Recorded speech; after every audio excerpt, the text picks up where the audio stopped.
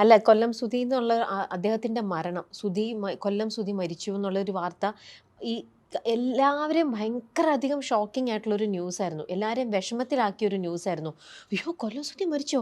എല്ലാവരും വിഷമത്തോടെയായിരുന്നു ആ ഒരു കാരണം അദ്ദേഹത്തിന് ഈ പറഞ്ഞ പോലെ പബ്ലിക്കിലുണ്ടായിരുന്ന റീച്ചും പബ്ലിക്കിൽ അദ്ദേഹത്തിനുണ്ടായിരുന്ന ഒരു ഇഷ്ടവും, അതുകൊണ്ട് എല്ലാവർക്കും അതൊരു വലിയൊരു നഷ്ടം തന്നെയായിട്ട് എല്ലാവരും പറയുന്നുണ്ടായിരുന്നു ആ സമയത്ത്.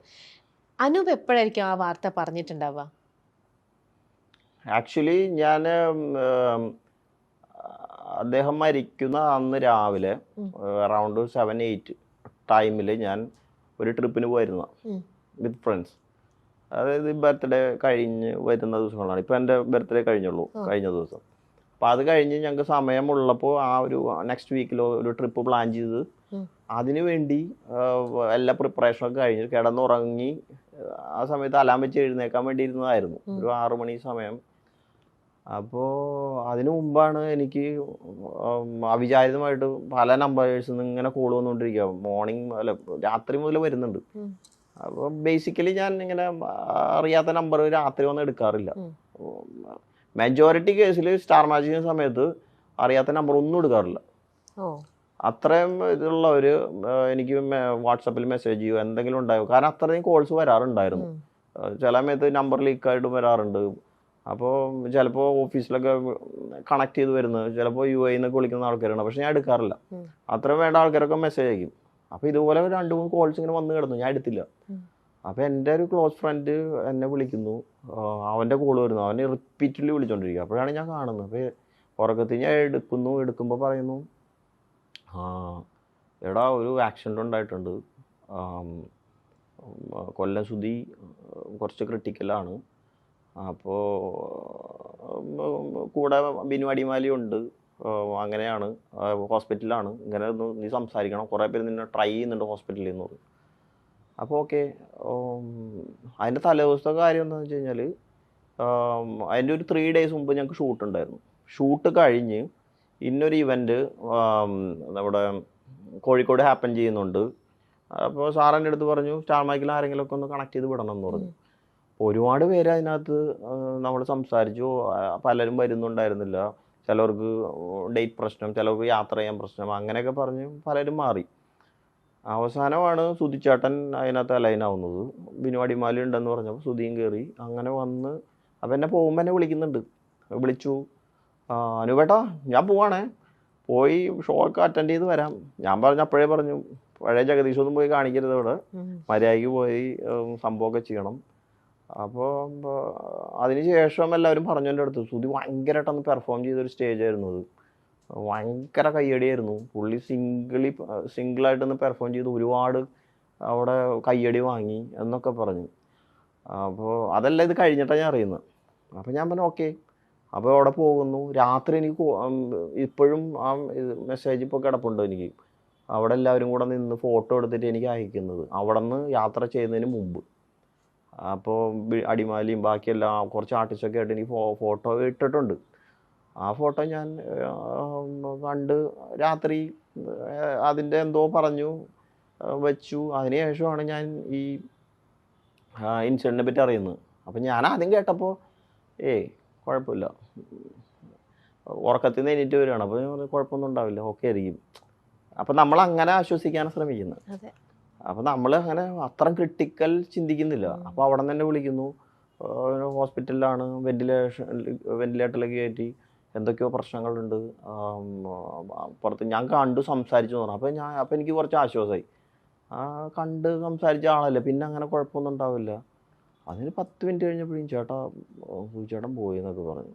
ഞാൻ പെട്ടെന്ന് എനിക്ക് എന്താണെന്നൊന്നും മനസ്സിലായില്ല. പകുതി ഉറക്കത്തിൻ്റെ മൂടും എല്ലാം കൊണ്ടും ഒരു മരവിപ്പായിരുന്നു. ശരി, കുറേ നേരം ഒരു മരവിപ്പായിരുന്നു.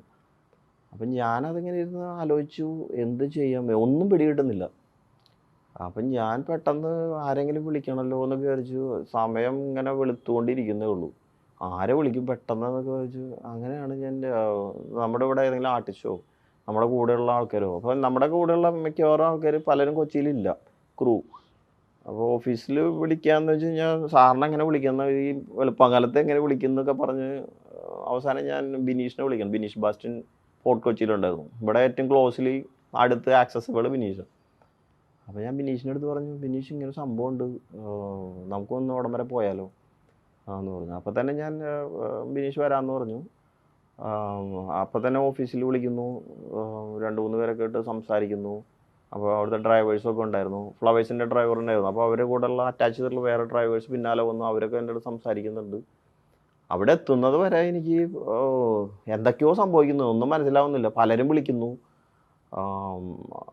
അപ്പോൾ എന്നെയാണ് ഏൽപ്പിച്ചിരിക്കുന്നത് സുധിയുടെ വീട്ടിൽ അറിയിക്കാൻ. അപ്പോൾ അപ്പോൾ ഞാൻ വണ്ടിയിലിരിക്കുന്നുണ്ട്. അപ്പം ഞാൻ സാധാരണ എല്ലായിടത്തും സെൽഫ് ഡ്രൈവ് ചെയ്താൽ പോകാറ്, കമ്പനിയിൽ നിന്ന് വണ്ടി എടുത്തില്ല. അപ്പോൾ ബിനീഷ് വന്നതുകൊണ്ട് ബിനീഷിൻ്റെ വണ്ടി ഞാൻ കയറിയിരുന്നു. അപ്പോൾ എനിക്കൊരു കംഫർട്ടബിൾ ഒരാളും വേണം സംസാരിച്ച് പോകാൻ വേണ്ടി, ഷെയർ ചെയ്ത് പോകാൻ വേണ്ടി. അപ്പോൾ ഞാനിങ്ങനെ ഇരിക്കുകയാണ്. അപ്പോൾ എൻ്റെ അടുത്ത് ഹോസ്പിറ്റലിൽ പറഞ്ഞു, പോയി ഇനിയൊന്നും ചെയ്യാനില്ല, ചേട്ടൻ ഔദ്യോഗികമായിട്ടും അവരെ അറിയിക്കണം എന്ന് പറഞ്ഞു. അപ്പോൾ ഇത് എങ്ങനെ അറിയിക്കും എന്നുള്ളതാണ് കാര്യം. സുധി ചേട്ടൻ എപ്പോഴും ഷൂട്ടിൻ്റെ ഇടയ്ക്ക് തന്നെ കട്ട് ചെയ്ത് കഴിഞ്ഞാൽ അപ്പോൾ പോയി നേരെ വിളിക്കും, ഭാര്യ വിളിച്ചിട്ടുണ്ട്, മകൻ വിളിച്ചിട്ടുണ്ട് എന്നൊക്കെ പറയുന്ന ആളാണ്. അപ്പോൾ രാവിലെ 6 മണിക്ക് വിളിച്ച് ഞാൻ എങ്ങനെ പറയും ഇത്? അപ്പോൾ എനിക്കൊരു പിടിയും കിട്ടുന്നില്ല. ഞാൻ കൈയൊക്കെ കുറച്ച് വിറച്ച് കുറച്ച് നേരമൊക്കെ ഇരുന്ന്. അപ്പോൾ ഞാൻ കൊടുങ്ങല്ലൂർ പോയിക്കൊണ്ടിരിക്കുക. കൊടുങ്ങല്ലൂരായിരുന്നു, ഹോസ്പിറ്റലിലാണ് സുധിയുള്ള ആ സമയത്ത്. ഞാൻ പോകുന്ന സമയത്ത് കോൾ ചെയ്യുന്നു. അപ്പോൾ ആദ്യം രേണു തന്നെ എടുക്കുന്നതെന്ന് തോന്നുന്നു, രേണു തന്നെ എടുത്ത്. അപ്പോൾ രേണു എടുത്തതിന് ശേഷം ഞാൻ പറഞ്ഞു, സുധിക്കൊരു ആക്സിഡൻറ്റ് പറ്റിയിട്ടുണ്ട്, കുഴപ്പമുണ്ടല്ലോ, ഞാൻ ഹോസ്പിറ്റലിൽ വരെ പോവാണ്, ബാക്കി കാര്യങ്ങൾ അറിയിക്കാം, കുറച്ച് ക്രിട്ടിക്കലാണ് എന്നൊക്കെ പറഞ്ഞു വെച്ചു. അപ്പോൾ അതിനുശേഷം പെട്ടെന്ന് അവർ പേടിച്ചു. ഞാൻ പറഞ്ഞു കുഴപ്പമില്ല, ഞാൻ അവിടെ പോയിട്ട് എല്ലാം ടേക്ക് കെയർ ചെയ്തതിന് ശേഷം വിളിക്കാം. പക്ഷേ എനിക്ക് ഒറ്റയടിക്ക് പറയാൻ പറ്റുന്നില്ല, മരിച്ചു പോയെന്നൊക്കെ ഇങ്ങനെ ഇത്രയും വെളുപ്പാങ്കാലത്തൊക്കെ പറയാൻ പറ്റുക. അപ്പോൾ ഞാൻ വിചാരിച്ചു അവിടെ ആരെങ്കിലും അടുത്ത് ഉള്ള ആൾക്കാരെ അസൈൻ ചെയ്ത് ഡയറക്റ്റ് പോയി പറയാമെന്നൊക്കെ വിചാരിച്ചപ്പോൾ ആരെയും ആക്സസിബിൾ ആയിട്ടില്ല. ആ സമയത്ത് ഐശ്വര്യ ഉണ്ടായിരുന്നു, നമ്മുടെ സ്റ്റാർ മാജിക്കിൽ. ഐശ്വര്യ കുറച്ച് ഓടിയെത്തുന്നത് കൊണ്ട് അതൊരു കുറച്ച് ബുദ്ധിമുട്ടായി എനിക്ക് തോന്നി. അപ്പോൾ ആർക്കും വീട് അറിഞ്ഞൂടാ കറക്റ്റ്. അതിനുശേഷം രണ്ടാമത് ഞാൻ കോൾ എടുക്കുകയാണ്. അപ്പോൾ ശ്രുതിയുടെ മകനെ എടുത്തു. അപ്പോൾ ഞാൻ പറഞ്ഞു, അച്ഛൻ പോയടാന്ന് പറഞ്ഞു. അപ്പോൾ അവനാദ്യം ചോദിച്ചു, ചേട്ടാ അച്ഛൻ എന്താ പറ്റി, അച്ഛൻ എന്താ പറ്റി? ഞാൻ പറഞ്ഞു, ഇങ്ങനെ ആക്സിഡൻറ്റ് ഉണ്ടായി, അച്ഛൻ പോയി. എനിക്ക് പെട്ടെന്ന് എങ്ങനെയാണത് അവതരിപ്പിക്കേണ്ടതെന്ന് പോലും ഞാൻ മറന്നുപോയി. കാരണം എൻ്റെ വീട്ടിൽ ഒരാളുടെ അടുത്ത് അവതരിക്കുന്ന പോലെ എനിക്ക് ആ സമയത്ത് ഫീൽ ചെയ്തു. അപ്പോൾ അവൻ്റെ ഒരു കരച്ചിൽ ഇപ്പോഴും ഉണ്ട്, എനിക്കിപ്പോഴും ചെവിയിൽ കേൾക്കാം. രാവിലെ എഴുന്നേറ്റിട്ടുള്ളൂ. കാരണം അവന് ഭയങ്കര അറ്റാച്ച്ഡ് ആയിരുന്നു അച്ഛനായിട്ട്. എനിക്ക് ആരൊക്കെയോ എൻ്റെ ഫോണിൽ വിളിച്ച് സംസാരിക്കുന്നുണ്ട്, തൊട്ടടുത്തുള്ള ആൾക്കാർ ആരൊക്കെയോ കുറേ നേരം, ഒരു 5 മിനിറ്റ് നേരത്തേക്ക് എന്തൊക്കെയോ നടന്ന് എനിക്ക് ഇപ്പോഴും ഓർത്തെടുക്കാൻ പറ്റുന്നില്ല. അത്രയും വികാരഭരിതമായിട്ടുള്ളൊരു സമയമായിരുന്നു ആ സമയത്ത് പോയിക്കൊണ്ടിരുന്നത്. അപ്പോൾ അതിനുശേഷം ഞാൻ അവിടെ എത്തുന്നു. എത്തിയപ്പോഴും ശ്രീകണ്ഠൻ സാറൊക്കെ വന്നു. അപ്പോൾ ഞങ്ങൾ സംസാരിക്കുന്നു, ഡോക്ടേഴ്സായിട്ട് സംസാരിക്കുന്നു. എന്താണ് സംഭവിച്ചത് എന്നും കൃത്യമായിട്ട് മനസ്സിലാവുന്നില്ല. കാരണം പലരും കേട്ടിട്ടുള്ള ഇതാണ്, ആക്സിഡൻറ്റ് സംഭവിച്ചു ഇങ്ങനെയാണ്. അപ്പോൾ വീട്ടിൽ നിന്ന് വിളിക്കുന്നു. അത് കഴിഞ്ഞ് രേണു എന്നെ വിളിക്കുന്നു, ചേട്ടാ എന്താ സംഭവിച്ചത്, ഞങ്ങൾക്ക് ആരുമില്ല, ഇനിയിപ്പോൾ എന്താ? ഞാൻ പറഞ്ഞു, ഞാനിപ്പോൾ ഹോസ്പിറ്റലിലെത്തും, എത്തിയതിന് ശേഷം പറയാം എന്നൊക്കെ പറഞ്ഞു. എനിക്ക് ആക്ച്വലി അവരെ ഹാൻഡിൽ ചെയ്യാൻ വളരെ പാടായിരുന്നു. അപ്പോഴേക്കും ഞാൻ ഐശ്വര്യനെ അവരെ വീട്ടിലേക്ക് എത്തിക്കുന്നു, അവരെ ടേക്ക് കെയർ ചെയ്യാൻ പറയുന്നു. നെക്സ്റ്റ് എന്താന്ന് ഒരു കാര്യങ്ങളും നമ്മൾ ഏറ്റെടുത്തിട്ടില്ല, എന്താ ചെയ്യേണ്ടതെന്ന് പോലും അറിയത്തില്ല. അപ്പോൾ കിച്ചുവാണ് എന്നെ ഇങ്ങനെ വിളിച്ചുകൊണ്ടിരിക്കുന്നത്. കിച്ചുവിനെ എനിക്ക് ആശ്വസിപ്പിക്കാൻ പറ്റുന്നില്ല. കിച്ചു അത്രയ്ക്കും അച്ഛനായിട്ട് അറ്റാച്ച്ഡ് ആയിരുന്നു. കാര്യം ഷൂട്ടിനൊക്കെ വരുമ്പോൾ മിക്ക സമയത്തും കിച്ചു ഉണ്ടാവും. ഫ്ലോറിലേക്ക് വന്നില്ലെങ്കിൽ പോലും ട്രാവൽ ചെയ്യുന്നതും ഈ അവസാന നാളുകളിലൊക്കെ സൂചിച്ചാടിൻ്റെ കൂടെ ഡ്രൈവ് ചെയ്ത് വന്നിരുന്ന കിച്ചുവായിരുന്നു. അപ്പോൾ അവനിങ്ങനെ സംസാരിക്കേണ്ട, ഇനി ഞാൻ എന്ത് ചെയ്യും ചേട്ടാന്ന് ചോദിച്ചിട്ട് നമുക്ക് ആ സമയത്ത് റിപ്ലൈ ഇല്ല പലതിനും. നമ്മൾ തന്നെ ഒരു പ്രോഗ്രാമിന് വിട്ടിട്ട്, കമ്പനി പ്രോഗ്രാം തന്നെയാണല്ലോ, അപ്പോൾ നമ്മളതിൻ്റെ റെസ്പോൺസിബിളാണ്, അവരെ ടേക്ക് കെയർ ചെയ്യേണ്ട ജോലി നമ്മുടെയാണ്. അതിലൂടെ പോകുമ്പോഴാണ് നമുക്ക് മനസ്സിലാവത്തുള്ളൂ എത്ര ഡീപ്പാണത്. എനിക്കത് ഇപ്പോഴും മനസ്സിൽ കിടക്കുന്ന ഒരു ഇൻസിഡൻ്റ്. അതുകൊണ്ടാണ് എനിക്ക് ഒരുപാട് ഓർത്തെടുക്കാതെ തന്നെ പറയാൻ പറ്റുന്നു. പിന്നെ ഞങ്ങൾ അവിടെ കയറി കാണുന്നു, അപ്പോഴേക്കും കുറച്ച് ആൾക്കാരൊക്കെ വന്നു. എല്ലാം അതിൻ്റെതായ പെട്ടെന്ന് കാര്യങ്ങളൊക്കെ നടക്കുന്നുണ്ടായിരുന്നു. ഒരുപാട് പേര് വരുന്നു, കാണുന്നു. ഞാൻ നേരെ അതിനുശേഷം എന്നെ ഡോക്ടർ പറയുന്നു കാണണമെന്ന് വിചാരിച്ചു. അപ്പോൾ ഞാൻ കാണണമെന്ന് പറഞ്ഞു.